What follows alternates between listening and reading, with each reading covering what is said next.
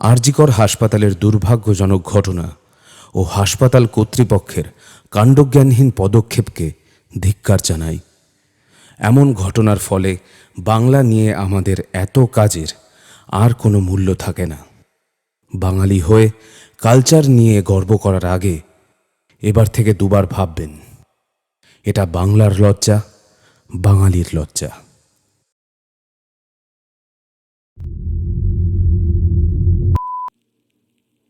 এই কাহিনী সমস্ত চরিত্র এবং ঘটনা সম্পূর্ণ কাল্পনিক। বাস্তবে জীবিত বা মৃত কোনো ব্যক্তি অথবা কোনো ঘটনার সাথে এর মিল থাকলে তা সম্পূর্ণ অনিচ্ছাকৃত এবং কাকতালীয়। ব্যবহৃত অপ্রাকৃত এবং অলৌকিক ঘটনাক্রম পরিবেশনার উপক্রম মাত্র। কুসংস্কারে বিশ্বাস করবেন না, কুসংস্কার ছড়াবেন না। নমস্কার, আপনারা শুনছেন 221B হ্যারিসন রোড, বাংলার ভূত, বাংলার ভয়, উল্টোপাল্টা গল্প নয়। আমি সুমিতেন্দ্র, আর আমার সাথে রয়েছে প্রত্যয়। আজ আপনারা শুনবেন তালদিঘি অডিওভার্সের এপিসোড নাম্বার 38, আধ খাওয়া শরীর। গল্পের প্লটিং আর স্ক্রিপ্টে রয়েছে আমাদের প্রিয় লেখিকা পারমিতা চ্যাটার্জি আর আমি সুমিতেন্দ্র। পর্বের মূল চরিত্রে রয়েছে প্রত্যয়, মাস্টারের ভূমিকায় আমি সুমিতেন্দ্র, আর বিভিন্ন চরিত্রে রয়েছে বর্ণালী, প্রদীপ্তা, আদিত্য, প্রত্যয় আর আমি সুমিতেন্দ্র। আজকের পর্বটা একটু অন্যরকম। যারা তালদিঘি শুরু থেকে ফলো করছে, যারা তালদিঘির হার্ডকোর ফ্যান, তাদের এটা বুঝতে কোনো অসুবিধা হবে না, কারণ এই কনসেপ্টটার সাথে তারা অলরেডি সবাই পরিচিত। বাট তালদিঘি অডিওভার্স যাদের কাছে নতুন, তাদেরকে একটু বলে রাখি যে তালদিঘি কেবল একটা সিরিজ নয়। মানে এখানে একই চরিত্র নিয়ে পরপর এপিসোডস হয় না। তালদিঘি একটা অডিওভার্স, মানে একটা অডিও ইউনিভার্স। অর্থাৎ এটা আমার মস্তিষ্ক প্রসূত একটা জগৎ। এখানে তালদিঘি গ্রামটা ছাড়াও আরও অনেক গ্রাম রয়েছে, আরও জনবসতি রয়েছে। সেখানকার মানুষজন রয়েছে তাদের জীবনের নানা না বলা গল্প। আজকে আমরা মূল চরিত্রদের ছেড়ে একটু অন্যদের জীবনের পাতা উল্টে দেখব এই জগতে আরও কীরকম লোকে থাকে, দেখব এই জগৎটাতে আর কি হয়। তাহলে দেরি না করে শুরু করছি তালদিঘির একটা স্পিন অফ, এপিসোড নাম্বার 38, আধ খাওয়া শরীর।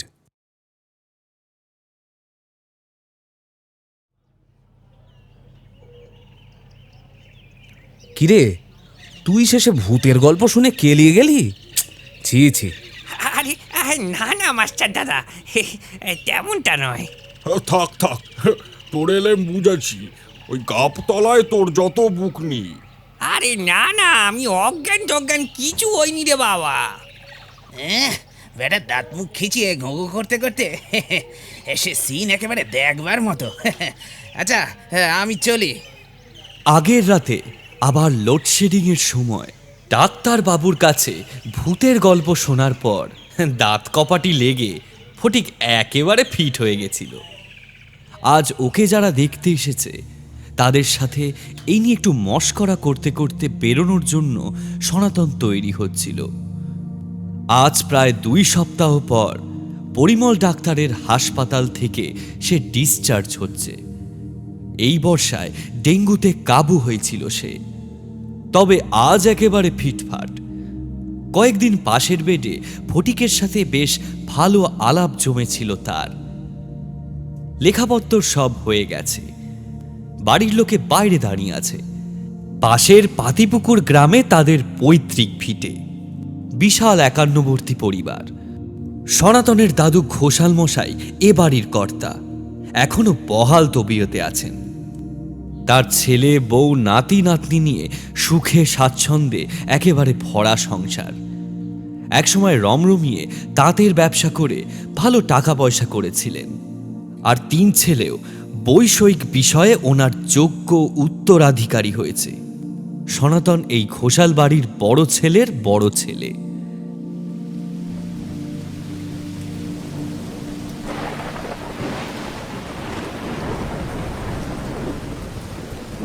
তা সেদিন সনাতন বাড়ি ফিরলে সন্ধেবেলায় জমিয়ে আড্ডা বসল ঘোষাল বাড়ির টানা বারান্দা লাগোয়া বড় ঘরে।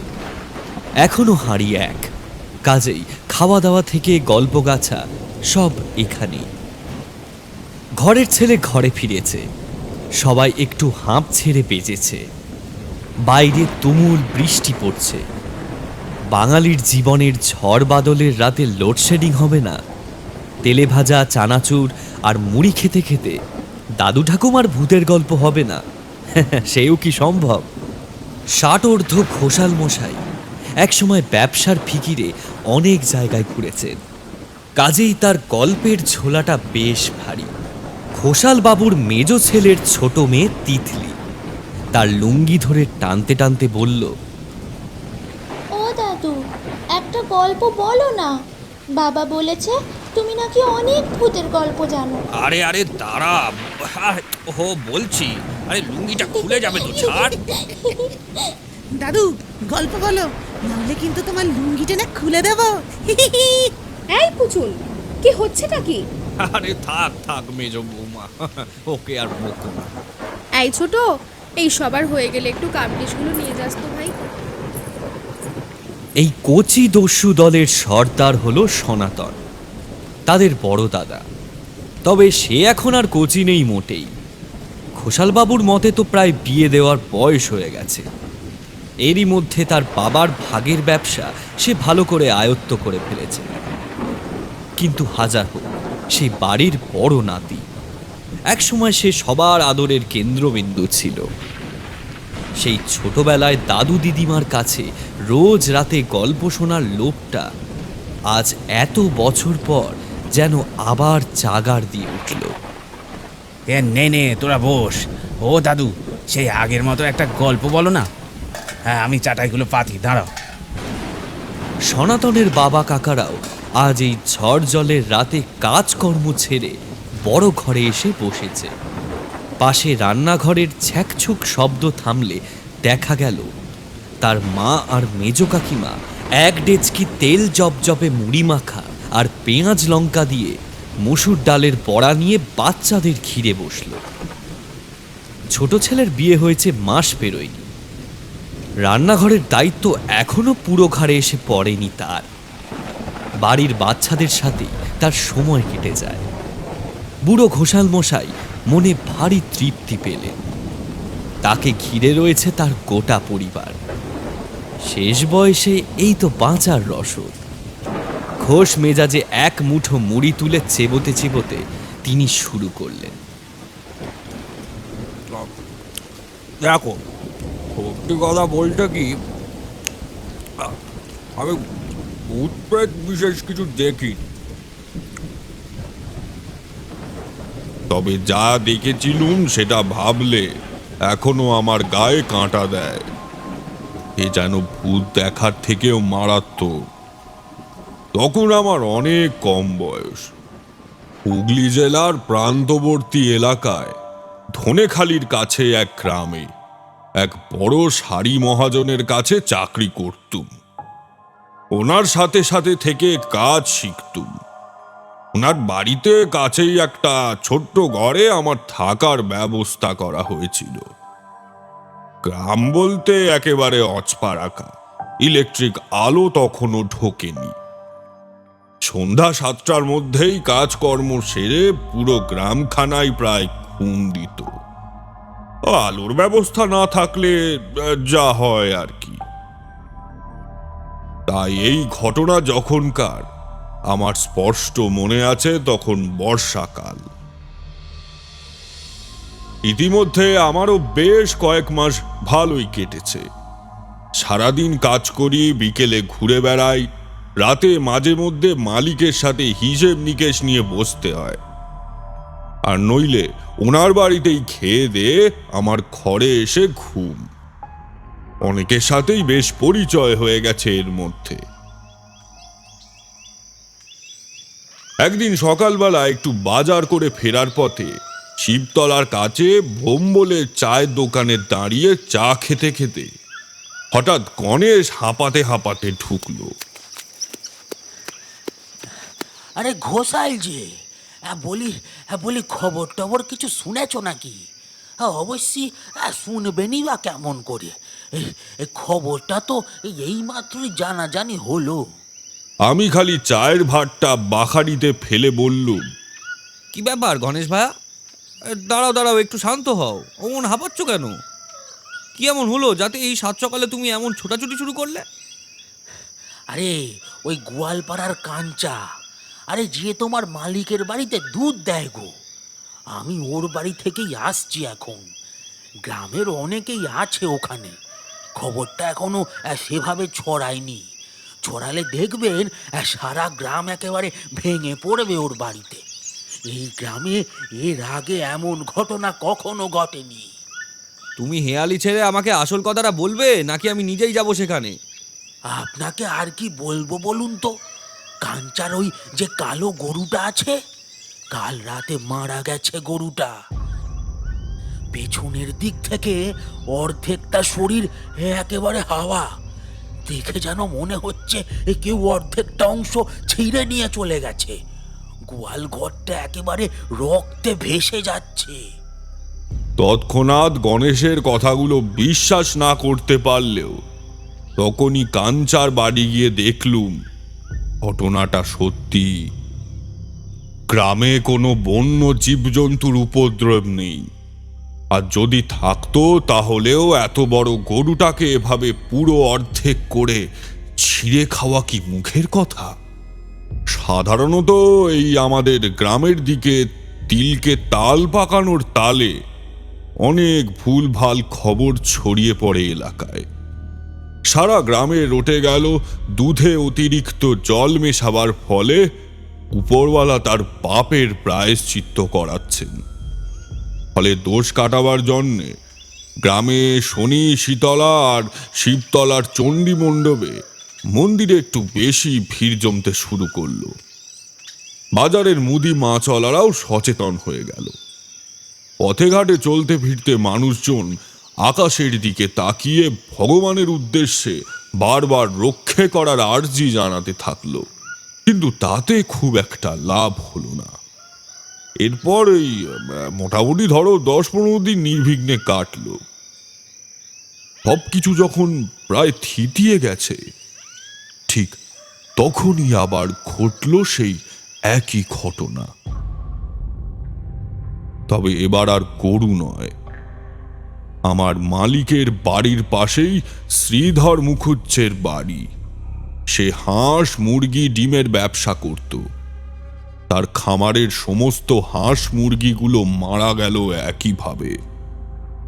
রক্তমাখা মাটিতে সবকটা মরে পড়ে আছে, কিন্তু শরীরের অর্ধেকটা স্রেফ হাওয়া, যেন এক কোপে কেউ কেটে ফেলে দিয়েছে। এবারের ব্যাপারটা গ্রামের সবাইকে বেশ একটু চিন্তায় ফেলল। তার প্রথম কারণ হলো, যার পক্ষে অর্ধেকটা গরু খাওয়া সম্ভব সে কি চাইলে গোটা হাঁস বা মুরগি খেতে পারত না? সবকটা প্রাণীর শরীর ওভাবে অর্ধেক করে খাওয়ার মানেটা কি? আর দ্বিতীয়ত, এই ঘটনাটা ঘটল কেন? কাঞ্চা না হয় দুধে জল মেশাতো, কিন্তু শ্রীধরের পক্ষে তো আর একটা টিনকে ডবল করা তো আর সম্ভব নয়। হাটে, বাজারে, চায়ের দোকানে, শিবতলার চণ্ডী মণ্ডপে, বটতলায় তাসের আড্ডায় এই নিয়ে শুরু হলো গভীর আলোচনা। নানা মুনির নানা মত।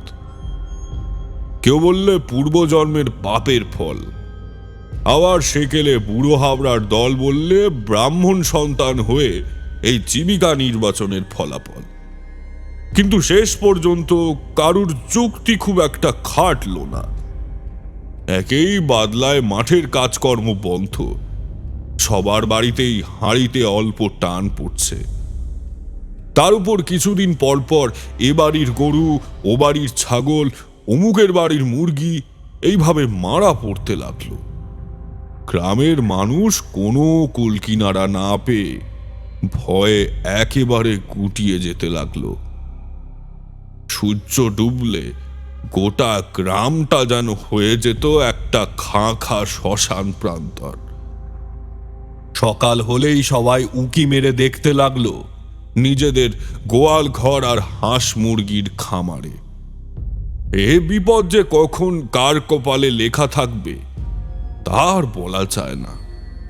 এত আলোচনা পর্যালোচনা, কোনো কারণ খুঁজে পাওয়া গেল না।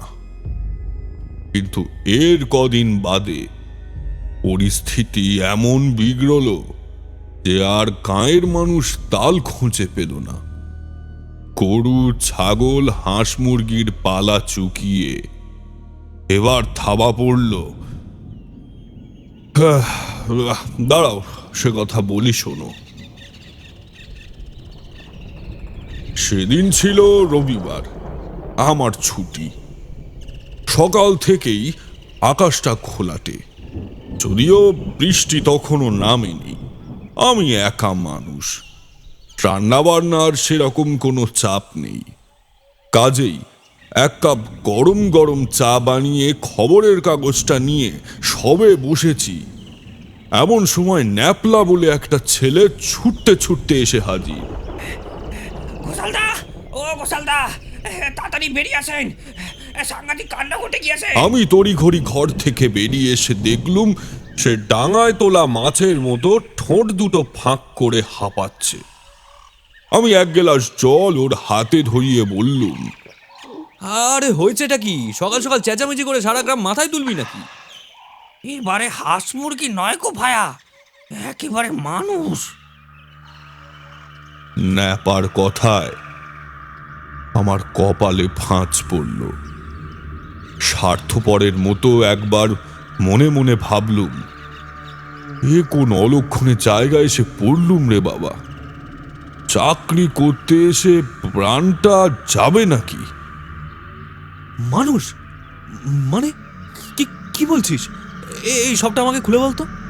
আরে ওই বুড়ো শিবতলা কাছেই যে পাগলি বুড়িটা আপনাকে দেখেই যে পয়সা চাইতো, হ্যাঁ হ্যাঁ হ্যাঁ হ্যাঁ। কাল রাতে মারা গেছে। সকালে ভুম্বল চায়ের দোকান খুলতে গিয়ে দেখে শিবতলার চাতালে বুড়ির অর্ধেক শরীরটা পড়ে আছে, কোমর থেকে নিচের দিকটা একেবারে হাওয়া। সে যা দৃশ্য আপনি নিজে তোকে না দেখলে বিশ্বাস করতে পারবেন না। যাবেন নাকি একবার? আমি পাঞ্জাবিটা কোনো রকমে গায়ে গলিয়ে ছুটলুম ন্যাপার সাথে। গিয়ে দেখলুম শিবতলার কাছে একেবারে গোটা গ্রাম ভেঙে পড়েছে, আর বুড়ির পরিণতির সে দৃশ্য। না না, তোমাদের কাছে আমি আর ওই দৃশ্য বর্ণনা করব না। চোখ দুটো তখনও খোলা ছিল, একেবারে স্থির মার্বেলের গুলির মতো। সেদিনের পর থেকে গ্রামের লোক পরের চিন্তা ছেড়ে নিজের শরীর আর কতদিন আস্ত থাকবে সেই আশঙ্কায় পাগল হয়ে যেতে লাগলো। তবে শিবতলায় গ্রামের পুরোহিত নারায়ণ ঘোষাল সেদিন একটি কথা বলেছিলেন। আপনারা কি এতদিনে একটা ব্যাপার লক্ষ্য করেছেন? প্রত্যেকটা ঘটনার মাঝখানে সময়ের ব্যবধান কিন্তু ওই 12 থেকে 15 দিন। মাঝের এই কটা দিনে কিন্তু গ্রামের কোথাও আর অমন উপদ্রবের কথা শোনা যায়নি।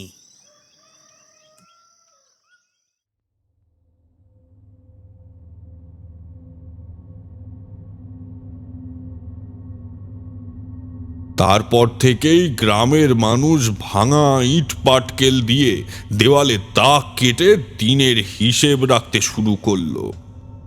তাদের গুনতিতে 3 দশেক পেরিয়ে যেতেই গ্রামে যেন বাতাস বইতেও ভয় পেত। সেই অবস্থায় আমার মন চাইছে পালিয়ে আসতে, কিন্তু এদিকে বিবেক বলছে মানুষের পাশে থাকতে। আর কেমন জানি একটা কৌতূহল হচ্ছে, সেটা অস্বীকার করতে পারবো না। প্রাণের ভয় যে নেই তেমনটা কিন্তু নয়। রক্ত মাংসের মানুষ তো। শুনেছিলুম গ্রামের মানুষ নাকি সরল হয়, এবার সেটা চোখে দেখলুম। খতেনের পরিবার যদি সেদিন সততা বা সরলতা না দেখাতো, তাহলে হয়তো কোনোদিনই এই সমস্যার সমাধান হতো না। বউ, আরে ও বউ, কোথায় গেলি রে তুই? দুটো ভাত দিবি তো নাকি আমায়? আজ যে 13 দিন ফুরবে, তুই কি ভুলে গেলি? তাড়াতাড়ি খেয়ে দে তো, ঘুমটা দিতে হবে নাকি? কি রে, কথা কানে গেল তোর? দাওয়ায় খাবার জন্য আসন পাততে পাততে কথাগুলো বলল খতেন। হঠাৎ কাঁধে একটা স্পর্শ পেতেই পেছন ঘুরে তাকিয়ে দেখল তার বিধবা মা দাঁড়িয়ে আছে। একে ও মা, তুমি? তোমার জন্য তো একখানা আসন পেতেছি, খেতে বসো দেখি। ছেলের কথার কোনো উত্তর না দিয়ে সরলা বলল, মন বলছে আজ রাতে আবার একটা মারা পড়বে। আমার কথা মিলিয়ে নিস। খতেন এবার বড় বড় চোখ নিয়ে মায়ের দিকে তাকালো। আচ্ছা মা, তুমি কি আর কথা পাও না? কি যা তা বলছো? অমন অলক্ষণে কথা কি মুখে আনতে আছে? মুখে আমি কি আর স্বাদে আনছি রে বাবা? তুই খেয়াল করিসনি নাকি করেও করতে চাসনি সে তো আর আমি জানি নে, কিন্তু যেদিন যেদিন বৌমাকে বাড়ির কোথাও খুঁজে পাওয়া যায় না, সে রাত্রিরেই গ্রামে কেউ না কেউ যায়। আজও কিন্তু বৌমা কোথাও আস্তে নেই। আস্তে। কেউ শুনতে পেলে একেবারে কেলেঙ্কারি হয়ে যাবে মা। বউ মাঝে মাঝেই যে রাতে উধাও হয়ে যায়, এ কথা জানাজানি হলে আর রক্ষে থাকবে না। তুই শুধু নিজের কথাটাই ভাববি। আরে বৌমাকে আটকাতে না পারলে যে পুরো গ্রামটা একেবারে উজাড় হয়ে যাবে, সেটা তোর মাথায় কি ঢুকছে না? শোন না, আমি বলি কি, একটু পুরুত মশাইয়ের কাছে গিয়ে আমাদের সবটা খুলে বলা দরকার। তারপর না হয় উনি একখানা বিচার করবেন। মায়ের কথা অগ্রাহ্য করার কোনো জায়গা নেই। বেচারা খতেন পড়ল মহা দোটানায়।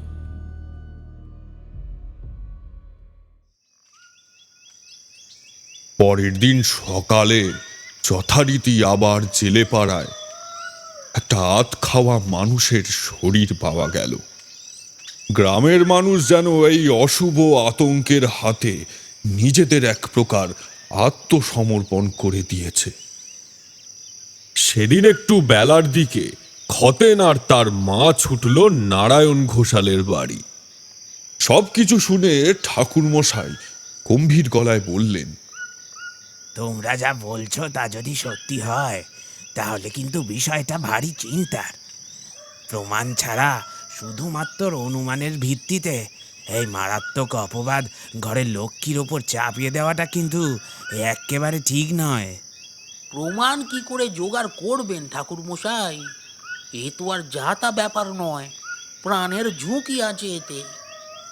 হ্যাঁ, তুমি এক কাজ করো খতেন, গ্রামের সব বাড়ির মরদ জওয়ানদের কাল সকাল সকাল রাধা মাধবের মন্দিরের সামনে জড়ো করো। আমিও যাদের পাচ্ছি বলছি, হ্যাঁ আমি দেখছি কি করা যায়। পরের দিন সকালে যথারীতি গ্রামের অন্যান্য মানুষদের সাথে আমিও উপস্থিত হলুম রাধা মাধবের মন্দিরের সামনে।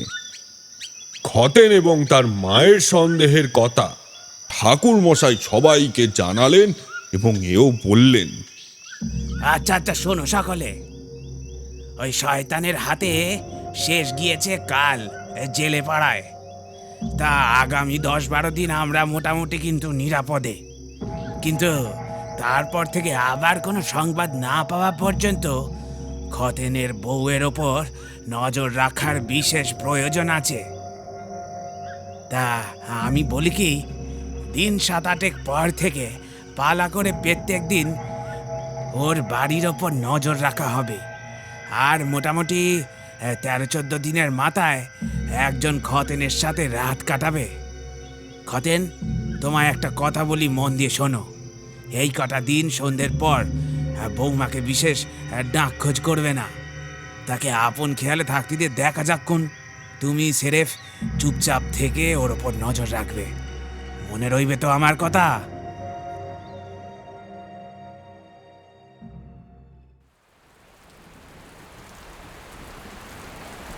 দেখতে দেখতে 10-12 দিন পার হলো। 13 দিনের মাথায় খতেন ন্যাপাকে সাথে করে বাড়ি নিয়ে এসে বউকে বলল, ন্যাপার বউটা বাপের বাড়ি গেছে বুঝলি বউ, একার কি রান্না করবে, তাই আমি সাথে করে ওকে নিয়ে এলাম। আজ রাতটুকু আমাদের এখানে খেয়েই শুয়ে পড়ব। রাত একটু বাড়তেই মুষলধারে বৃষ্টি শুরু হলো। বৃষ্টির যা আওয়াজ, তাতে পাশাপাশি বসে কথা বললেও কষ্ট করে শুনতে হয়। সামনের ঘরটাতে শুয়েছে খতেন আর ন্যাপা, ভেতরের ঘরে খতেনের বউ আর মা। আর সেই ভেতরের ঘর থেকে বাইরে বেরোতে গেলে সামনের ঘর পেরিয়ে যেতে হয়। তাই ইচ্ছে করে শাশুড়ি বৌমাকে নিয়ে ভেতর ঘরে শুয়েছে। কারোর চোখে কিন্তু ঘুম নেই। কি ঘটে করে একটা উস্কুসানি ভাব নিয়ে সবাই চোখ বন্ধ করে পড়ে আছে। বাইরে বৃষ্টির প্রচণ্ড দাপট, বিদ্যুতের ঝলকানিতে আর মেঘের গর্জন যেন চাবুক মারছে গ্রামের মাটিতে। হঠাৎ সামনের ঘরের দরজায় খট করে একটা শব্দ হলো। খতেন আর ন্যাপা একসাথে চোখের পাতা অল্প ফাঁক করে তাকালো। ঘরের ভেতরে জ্বলতে থাকা টিমটিমে লম্ফের আলোয় দেখা যাচ্ছে দরজা খুলে খতেনের বউ বেরোচ্ছে ঘর থেকে। বাইরের এই প্রচণ্ড দুর্যোগে যেখানে কুকুর বিড়াল পর্যন্ত বেরোয় না, সেখানে যাবে কোথায় বউটা? ওর বউ বাইরে বেরোলে ওরা একে অন্যের মুখের দিকে চাওয়াচাওয়ি করলো একবার। তারপর দুজনে দুটো ছাতা মাথায় নিয়ে পিছু নিল বউয়ের। খতেনের মা তাদের পিছু পিছু দাওয়া এসে দাঁড়িয়ে জোর হাত কপালে ঠেকালো। রক্ষা করো রাধা মাধব, রক্ষা করো, আমার সংসারটা বাঁচাও, তুমি আমার সংসারটা বাঁচাও, রক্ষা করো ঠাকুর, রক্ষা করো। গ্রামের মানুষের একটা অদ্ভুত ক্ষমতা আছে জানো, বিশেষ করে যেসব গ্রামে বৈদ্যুতিক আলো তখনও ঢোকেনি। ওরা অন্ধকারেও বেমালুম যাতায়াত করতে পারে। বেশ কয়েক হাত দূর থেকে কাউকে চিনে নিতেও যেন কোনো কষ্টই হয় না। কিন্তু সেদিনের রাতটা ছিল একেবারে আলাদা।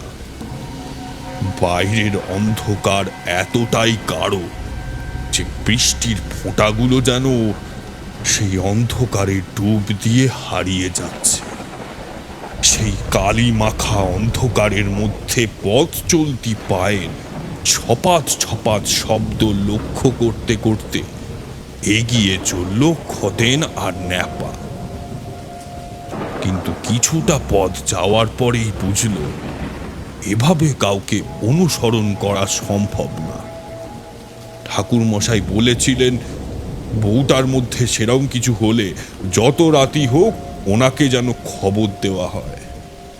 এই খতেন, যা দেখছি তাতে মনে হচ্ছে তোরা যা ভেবেছিলি তাই একেবারে হক কথা।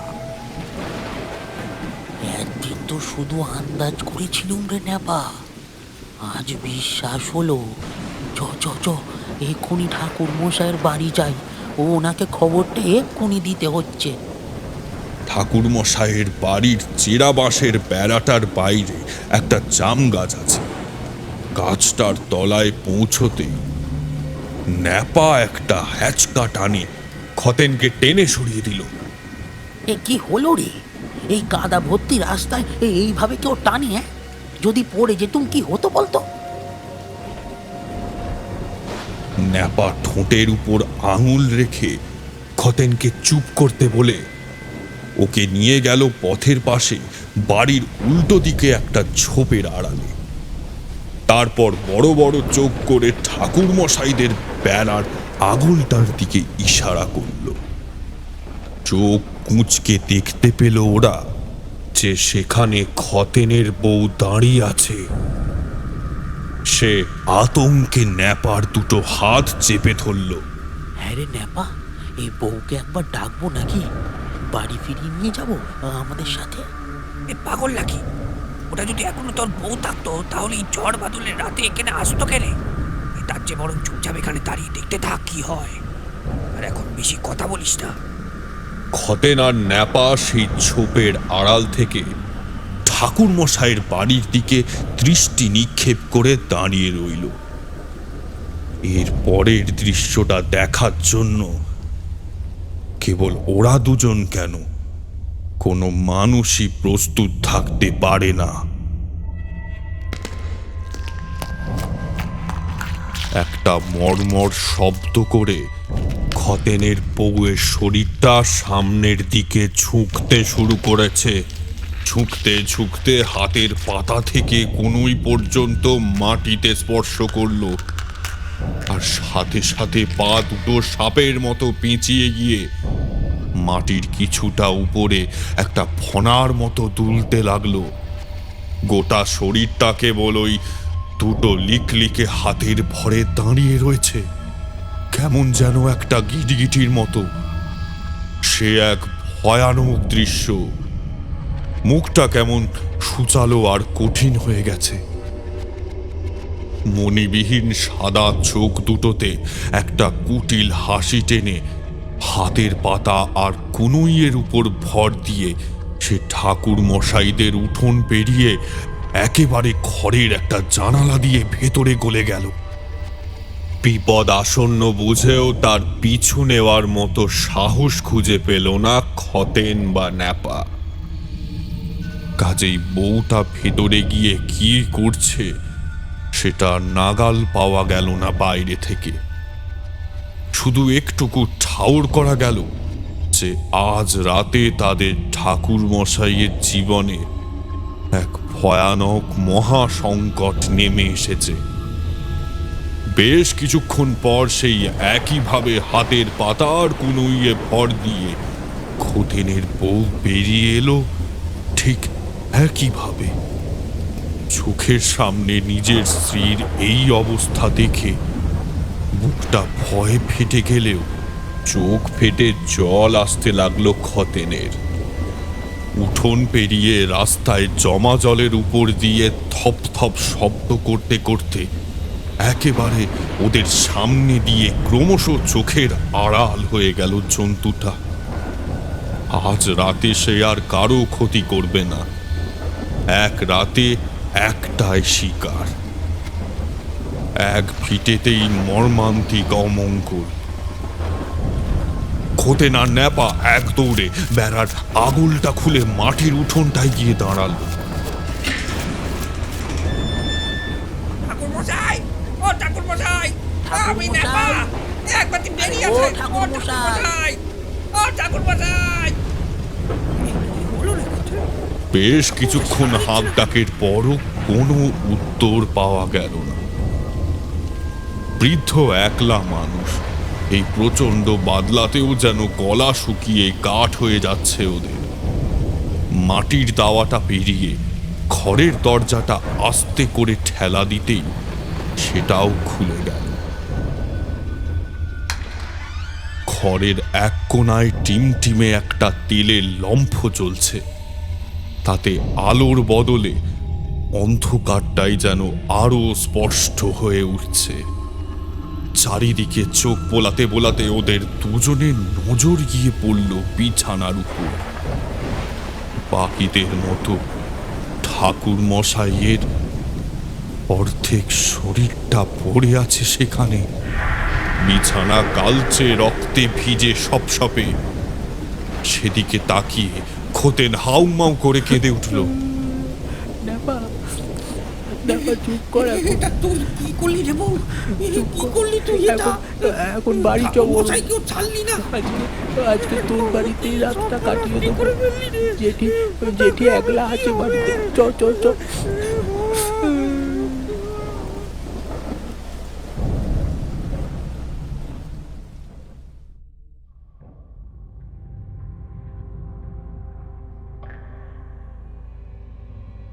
পরের দিন সকালে ঠাকুর মশাইয়ের মৃত্যুর খবরের সাথে খতেনের বউয়ের খবরটাও ঝড়ের বেগে ছড়িয়ে পড়ল সারা গ্রামে। কাজেই ওনার মৃত্যুতে শোক পালন করার মতো পরিস্থিতি আর গ্রামে রইল না। কিছু পরিবার লোটা কম্বল গুটিয়ে গ্রাম ছাড়ল। যারা ছাড়ল না বা ছেড়ে যেতে পারল না, দুশ্চিন্তায় তাদের নাওয়া খাওয়া এক প্রকার বন্ধই হয়ে গেল। সবার মনে তখন একটাই চিন্তা, যেভাবেই হোক আগামী 10-12 দিনের মধ্যে খতেনের বউয়ের কিছু একটা ব্যবস্থা করতেই হবে। বাজারের কাছে শিবতলায় দাঁড়িয়ে একদিন সকলে মিলে আলোচনা করে ঠিক করা হলো ত্রিলোচন পণ্ডিতকে গ্রামে নিয়ে আসার কথা। এক সময় বাড়ি বাড়ি ঘুরে পূজা অর্চনা করায় পণ্ডিত উপাধিটা তখনও নামের পিছনে রয়ে গেছে। তবে তখন উনি তারাপীঠের নাম করা সিদ্ধ তান্ত্রিকের মধ্যে একজন। তা কথা মতো 2 দিন বাদে এক সকালে ত্রিলোচন পণ্ডিতের আগমন ঘটল গ্রামে। তাকে বায়না করার সময় গ্রামের মানুষ নিজেদের বিপদের সম্বন্ধে বিস্তারিত বিবরণ দিয়ে এসেছিল। তিনি গ্রামে ঢুকতেই আমাদের বললেন ওনাকে খতেনদের বাড়িতে নিয়ে যেতে। তাই করলুম। খতেনের বউ তখন গ্রামের আর 5টা বউয়ের মতো ঘরের কাজে ব্যস্ত। ত্রিলোচন পণ্ডিত দাওয়ায় বসে খতেনকে 1 সরা জল দিতে বললেন। তারপর সেটাকে 2 বার ফুঁকে কি একটা অবদ্ধ মন্ত্র আউড়ে খতেনের বউকে বললেন, তুমি এই জলটার কাছে এসে একবার বসো দেখি মা। এমনভাবে বসবে যাতে তোমার মুখের ছবিটা ওই জলের উপরে আমরা সকলে দেখতে পাই, কেমন? খতেন, ন্যাপা, আমি, তারপর আরো যারা এসেছিল সকলে পণ্ডিত মশাইয়ের পেছনে জটলা পাকিয়ে দাঁড়িয়েছিলুম। উৎসুক হয়ে দেখলুম খতেনের বউয়ের লক্ষ্মী প্রতিমার মতো টলটলে মুখটা ভেসে উঠেছে সরার জলে। কিন্তু ত্রিলোচন পণ্ডিতের চোখে হয়তো অন্য কিছু ধরা পড়ল। জলের দিকে এক ঝলক তাকিয়েই তিনি চোখ বুঝলেন। রক্ষা করো মা, রক্ষা করো। আমরা সবাই অধীর আগ্রহে দাঁড়িয়ে রইলুম ওনার মুখ থেকে কিছু শোনার জন্য। বেশ কিছুক্ষণ গম্ভীর হয়ে বসে থাকার পর তিনি মুখ খুললেন। আমি জানি তোমরা অনেক আশা নিয়ে আমাকে এখানে নিয়ে এসো। তোমাদের উপকার করতে পারলে আমারও শান্তি হতো, কিন্তু দুর্ভাগ্য এই যে খতেনের বউয়ের শরীরে যে বাসা বেঁধেছে তাকে তাড়ানো আমার সাধ্য নয়। এ অত্যন্ত শক্তিশালী এক প্রেত জনির খেলা। এর নাম কাশিমা। মৃত্যুর সময় কোনো কারণে যদি কোনো স্ত্রীর শরীর দ্বিখণ্ডিত হয়ে যায় তখন সেই আত্মা কাশিমা হয়ে ঘুরে বেড়ায়।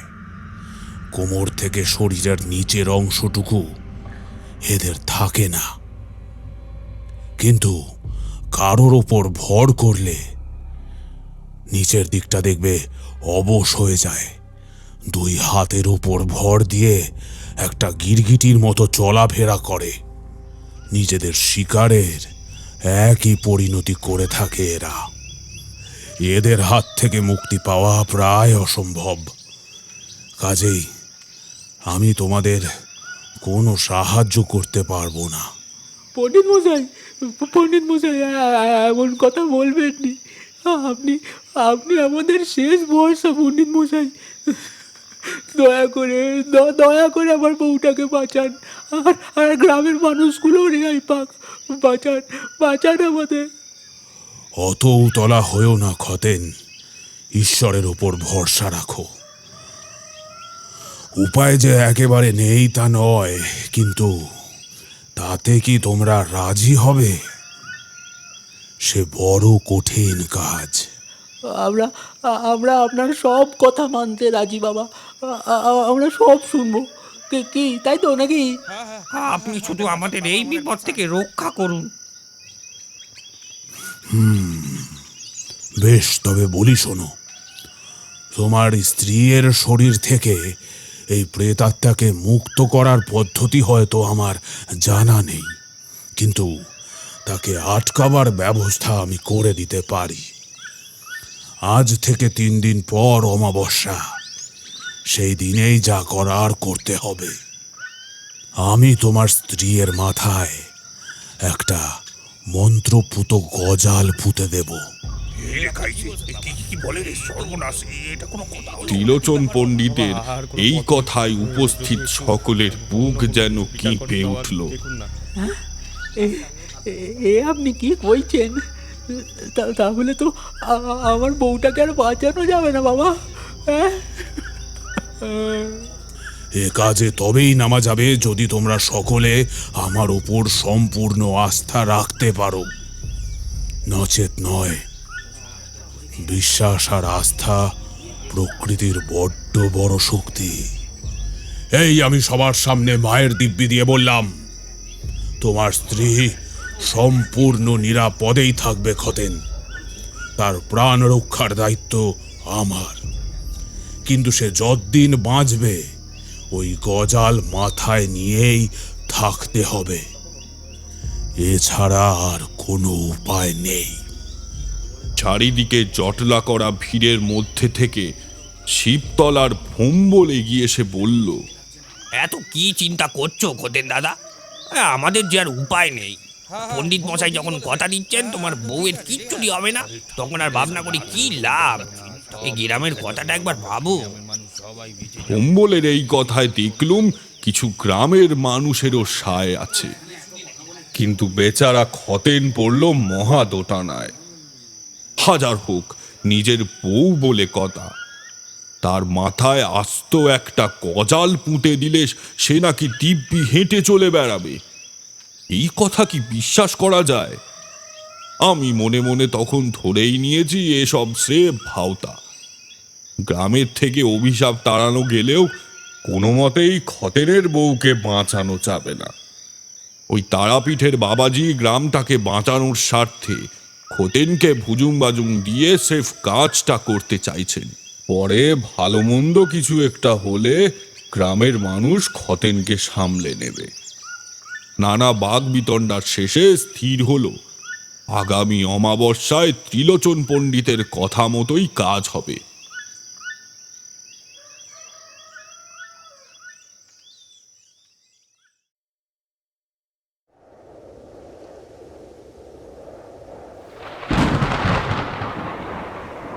সেদিন সকাল থেকেই প্রকৃতি যেন এক সাংঘাতিক তাণ্ডব লীলায় মেতেছে।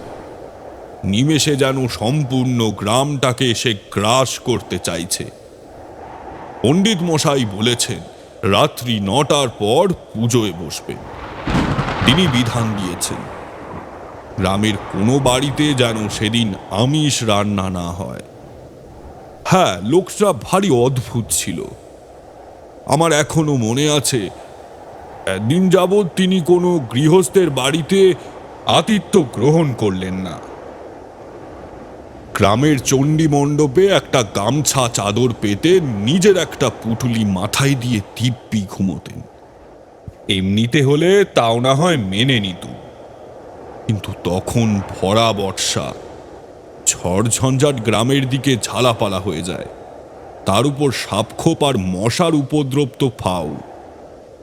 তা যাই হোক, সেই ঝড় জল মাথায় নিয়েই সন্ধ্যা ঠিক 7টার সময় তিনি এসে উপস্থিত হলেন খতেনের বাড়ি।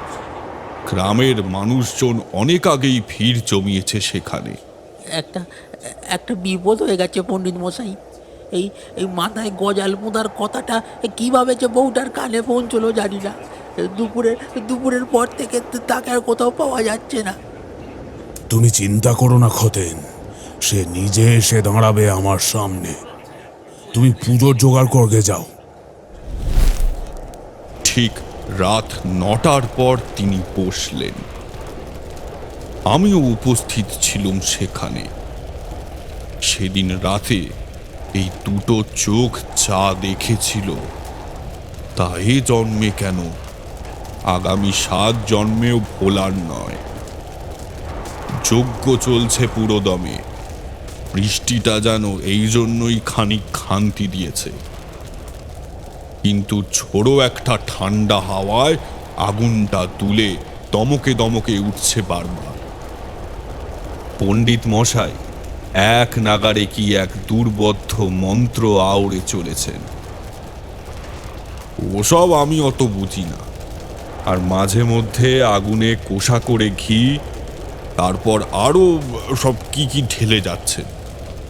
যজ্ঞের কুণ্ডের লাল আভায় সকলের মুখে ভয়ের ছাপটা বাকিদের কাছে আরও স্পষ্ট হয়ে উঠেছে।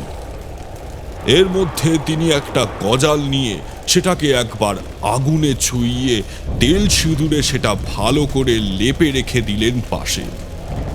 এক সময় হঠাৎ মন্ত্রোচ্চারণ বন্ধ হয়ে গেল।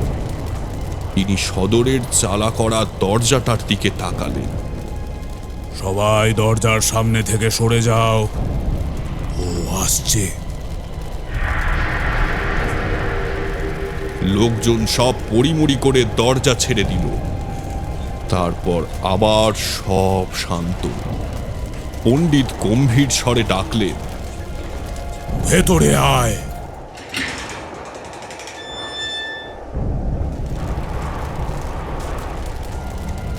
মাথা দিয়ে সদর দরজাটা ঠেলে দুই হাতে আর কুনুইয়ে ভর দিয়ে একটা আস্ত সরীসৃপের মতো দালানে এসে ঢুকলো খোতেনের বউ। তার বীভৎস রূপ দেখে দরজার কাছের ভিড়টা আরো সরে দাঁড়ালো।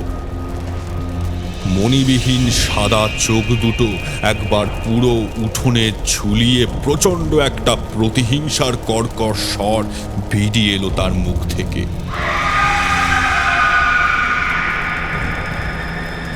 পণ্ডিত মশাই এক কোষা ঘি তুলে তাতে কিসে একটা গুঁড়ো মিশিয়ে আগুন দিয়ে গজালটা আর একটা হাতুড়ি নিয়ে উঠে দাঁড়ালেন। খতেনের বউয়ের বাঁকা শরীরটা যেন কেঁপে কেঁপে উঠতে লাগলো। কিন্তু অদ্ভুত ব্যাপার, ওই জায়গাটা থেকে এক চুলও সে আর নড়তে পারল না। বেড়াল বিপদের মুখে কোণঠাসা হয়ে পড়লে শরীর বাঁকিয়ে দাঁত মুখ খিচিয়ে ফ্যাঁসফেঁসিয়ে উঠতে দেখেছ কখনো? অনেকটা তেমন ভাবেই সমস্ত শরীর তুলিয়ে বেঁকিয়ে খতেনের বউ পণ্ডিত মশাইকে শাসানোর চেষ্টা করতে লাগল। পণ্ডিত মশাই তার একেবারে মুখের কাছে এসে দাঁড়ালেন।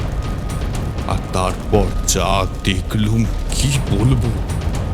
খতেনের বউ সাপের ফণার মতো মুখটা মাটির কাছ থেকে তুলে ছোবল মারার মতো আছড়ে পড়তে গেল ওনার উপর, কিন্তু পারল না।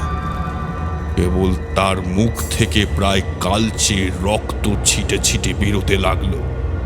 একটা বিশ্রী অপবিত্র গন্ধে ভরে উঠল গোটা উঠোনটা। আমরা সবাই নাক চাপা দিল। এদিকে পণ্ডিত পাথরের মতো দৃঢ়, এসবে ওনার কোনো ভ্রুক্ষেপই নেই। এবার যে কাণ্ড হলো কি বলবো, না দেখলে জীবনে ভাবতেও পারতুম না যে এমনটা হতে পারে এ জগতে। দেখলাম খতেনের বউয়ের শরীরটা একটা মোচড় দিয়ে উঠছে, আর সাথে সাথে ওই হিংস্র মুখটার ফাঁক দিয়ে কালচে রক্তে মাখা একটা লম্বা হাড়ের মতো কি যেন বেরিয়ে আসছে। প্রায় এক হাত বেরিয়ে আসার পর জিনিসটা দু ফাঁক হয়ে অনেকটা ওই কচির দুটো ফলার মতো আকার নিল। দুটো দাঁড়া থেকে গড়িয়ে পড়ছে সেই কালচে রক্ত। কাঁকড়ার দাঁড়ার মতো আস্তে আস্তে খুলছে আর খপ করে বেতের মতো বন্ধ হয়ে যাচ্ছে। গোটা জিনিসটা এত বড় যে প্রায় একটা গোটা মানুষের কোমর জড়িয়ে ধরতে পারে। এবার বুঝলুম এক কোপে একটা গোটা শরীর কিভাবে সে আলাদা হয়ে গিয়েছে। তবে এত কিছুর পরেও সেই নরকের জীব লোকটার একটা চুলও ছুঁতে পারল না। পণ্ডিত মশাই ধীর স্থির ভাবে গজাল সমেত হাতটা বসালেন খতেনের বউয়ের মাথাটার উপর। ওর মাথাটা চুম্বকের মতো আটকে গেল ওনার হাতের দৃঢ় থাবায়। বিকৃত শরীরটা ছটফট করছে, কিন্তু মাথাটা একেবারে এঁটে গিয়েছে। এবার শুরু হলো সেই অদ্ভুত কাণ্ড।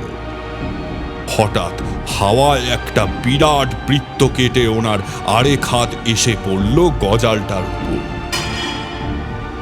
ওর বউয়ের শরীরটা ছটফট করে উঠল, মুখ দিয়ে বেরিয়ে এলো একটা বিকট চিৎকার। আমি ভেবেছিলাম যা জোরে বাড়ি বসালেন তাতে একেবারেই বোধহয় ওটা গেঁথে যাবে মাথায়, কিন্তু না, প্রথম বাড়িটা মাথার চামড়া ভেদ করে খুলি ফাটিয়ে উপস্থিত সকলের গা শিউরে উঠল একেবারে। আমার পাশে খতেন মাটিতে লুটিয়ে পড়ল। পণ্ডিত মশাইয়ের এক একটা হাতুড়ির বাড়ি খেয়ে ওই মোটা গজালটা একটু একটু করে ঠুকতে শুরু করেছে খতেনের বউয়ের খুলি ফুঁড়ে। প্রত্যেকটা বাড়ির সাথে ওর দম ফাটানো চিৎকারে কানে তালা লাগার জোগাড়। কিন্তু কথা হলো ওই যে এক ফোঁটা রক্ত বেরোলো না সেখান থেকে। গজালটা সম্পূর্ণ গাঁথা হয়ে গেলে সেই বিচ্ছিরির দাঁড়াগুলো টপ টপ করে মাটিতে খুলে পড়ল, যেন গোড়া দুটো পচে গিয়েছে। মাটিতে কিলবিল করতে করতে কেমন যেন পচে গলে আস্তে আস্তে ওই কালচে রক্তে পরিণত হলো দাঁড়া দুটো। খতেনের বউয়ের অসাড় শরীরটা মাটিতে থপ করে লুটিয়ে পড়ল। ওকে ঘরে নিয়ে যাও। যাক, বিপদ কাটলো। কি আর করা যাবে, যাক গ্রামটা তো রক্ষে পেল। ওকে ঘরে নিয়ে যাও। এ কথায় আমরা সবাই অবাক হয়ে গেলুম। সবাই এতক্ষণ ভেবেছিলুম যে খতেনের বউ নির্ঘাত মারা গিয়েছে। চোখের সামনে দেখেছি ওর মাথায় অত বড় গজালখানা গেঁথে দেওয়া হয়েছে। যন্ত্রণায় ছটফট করতে দেখেছি ওকে। তবে কি মনের মধ্যে একটা ক্ষীণ আশার সঞ্চার হতেই আমি এক ছুটে গিয়ে নেতিয়ে পড়া শরীরটার উপর ঝুঁকে নাড়িটা পরীক্ষা করে দেখলুম। আছে আছে, প্রাণ আছে। আমি সোল্লাসে চেঁচিয়ে উঠলুম। সকলে আবার ফেটে পড়ল উল্লাসে। গাঁয়ের লোক ভূত তাড়ানো বহু দেখেছে শুনেছে, কিন্তু এমন আশ্চর্য অলৌকিক কাণ্ড কারোর 14 পুরুষেও দেখেনি। কিন্তু মনে রেখো, এই গজাল খোলার চেষ্টা করো না কখনো, তাইলে কিন্তু তোমরা কেউ আর বাঁচবে না। সেই প্রেতাত্মার আক্রোশ ফেটে পড়বে তোমাদের ওপর। জয় মা। সেদিনের পর থেকে গ্রামে আর কোনো অঘটন ঘটেনি। খতেনের বউ কয়েকদিনে ধাক্কাটা কাটিয়ে উঠে দিব্যি মাথায় গজাল নিয়েই হেঁটে চলে বেড়াতে লাগলো। কয়েক মাস পর অবশ্য আমি বদলি হয়ে মালদার একটা গ্রামে চলে গেলুম। কেবল সঙ্গে নিয়ে গেলুম এক বিরল অদ্ভুত অভিজ্ঞতা। আর কখনো যাওয়া হয়নি সেখানে, তাই পরবর্তীকালে সেই গ্রামের বা খতেনের বউয়ের কি পরিণতি হয়েছিল এটা আমার জানা নেই। এতদূর বলে ঘোষাল বাবু থামলেন। ততক্ষণে ছোট্ট নাতনি তিতলি কখন যে তার নতুন কাকির কোলে মাথা রেখে গল্প শুনতে শুনতে ঘুমিয়ে পড়েছে খেয়ালই করেন। রাতে খাওয়া দাওয়ার পর কি একটা করতে দালানে নামতে গিয়ে ছোট বউ বৃষ্টিতে একেবারে ভিজে গেলে বড় বউ তাকে ভালো করে মাথা মুছতে বলে একেবারে রোগড়ে রোগড়ে মাথায় তেল মাখিয়ে দিতে বসল। রাতের খাওয়া করে বাকিরা তখন যে যার ঘরে ঘুমোনোর তোড়জোড় করছে। কাঠের চিরুনিটা বারবার মেজ বউয়ের চুলের মাঝে একটা জায়গায় আটকে যাওয়াতে জায়গাটায় হাত দিয়ে অনুভব করার চেষ্টা করলেন বড় বউ। গোল বোতমের মতো কি একটা, তবে ধাতব। চুলটা একটু পাট করে হ্যারিকেনের আলোয় তার চোখে ধরা দিল একটা গজালের মাথা। বড় বউ ব্যাপারটা নতুন বউকে বুঝতে দিল না। মনে মনে স্থির করলেন রাতে স্বামীকে কথাটা সে বলবে। সেদিন রাতে যে অন্ধকার ঘোষাল বাড়িতে ঘনিয়ে এসেছিল, পরের দিনের সূর্যের আলো তা দূর করতে পারেনি। পরদিন সকালে গ্রামের গোয়ালা দুধ দিতে এসে দেখল বাড়ির সামনের লম্বা বারান্দাটায় পরিবারের সকলের অর্ধেকটা শরীর পড়ে আছে। গত রাতের বৃষ্টির জলে সে রক্তে গোটা দালান ছড়িয়ে পড়েছে। বৃদ্ধ ঘোষালবাবু নিজেও বাদ যাননি, কেবল একজনের দেহ পাওয়া গেল না, বা বলা ভালো একজনকে পাওয়া গেল না, তাদের বাড়ির ছোট বউ। অনেক গল্প শেষ হয়েও শেষ হয় না। এ বিশ্বে কিছুই হারায় না, শুধু তার রূপটুকু বদলায়।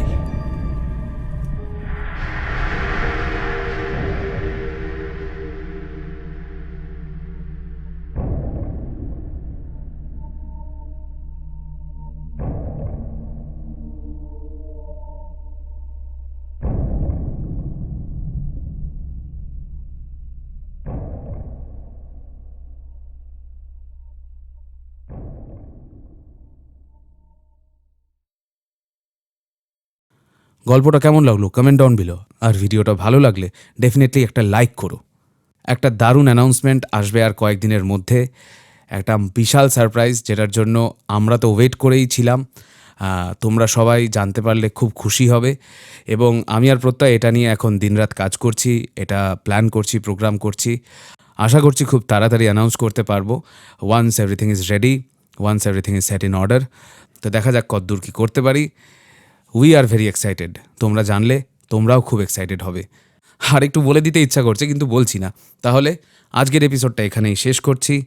দেখা হচ্ছে পরের এপিসোডে। Till then keep listening to 221B Harrison road, বাংলার ভূত, বাংলার ভয়, উল্টোপাল্টা গল্প নয়।